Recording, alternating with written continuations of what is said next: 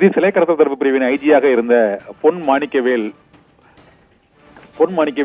ஜாமீன் மனு மீதான வழக்கில் நாளை தீர்ப்பு வழங்கப்படும் என அறிவிக்கப்பட்டிருக்கிறது. இந்த வழக்கு விருதுநகர் அருகே உள்ள ஒரு கிராமத்தில் ஐம்பொன் சிலைகள் கடத்தப்பட்ட விவகாரத்தில் அதில் டிஎஸ்பி மற்றும் காவல்துறை சிறப்பு ஆய்வாளர் ஆகியோருக்கு தொடர்பு இருப்பதாக அவர் வழக்கு தொடர்ந்திருந்து அவர்கள் மீது நடவடிக்கை எடுத்து சஸ்பெண்ட் செய்யப்பட்டார். இந்த சூழ்நிலையில் அந்த வழக்கிலிருந்து விடுவிக்கப்பட்ட டிஎஸ்பி காதர் பாட்சா உள்ளிட்டோர் சிலை கடத்தலில் ஐஜி பொன்மாணிக்கவேலுக்கும் தொடர்பு இருப்பதாகவும் அவரை விசாரிக்க வேண்டும் என்று அவர்கள் வழக்கு தொடர்ந்தனர். இந்த வழக்கு சிபிஐ இந்த வழக்கை விசாரித்து வந்தது. இந்த விசாரணையில் தான் அவர் முன்ஜாமீன் கோரி ஐஜி பொன்மாணிக்கவேல் மதுரை உயர்நீதிமன்ற கிளையில் மனு தாக்கல் செய்திருந்தார். இந்த மனுவை விசாரித்த நீதிபதிகளிடம் சிபிஐ தரப்பில் முன்னாள் ஐஜி பொன்மாணிக்கவேலுக்கு ஜாமீன் வழங்கக்கூடாது என்று கடும் எதிர்ப்பு தெரிவித்தனர்.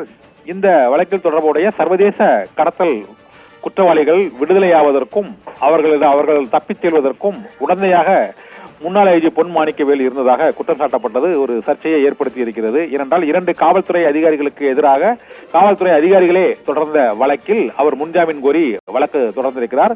சிலை கடத்தல் தடுப்பு பிரிவு ஐஜியாக இருந்த பொன் மாணிக்கவேலு நேர்மைக்கும் மற்றும் முக்கிய கடத்தல் புள்ளிகளுக்கும் அவர் சிம்ம சொப்பனமாக திகழ்ந்தார் என்று அவர் பதவியில் இருந்த காலத்தில் செய்திகள் தொடர்ந்து வெளியாகின.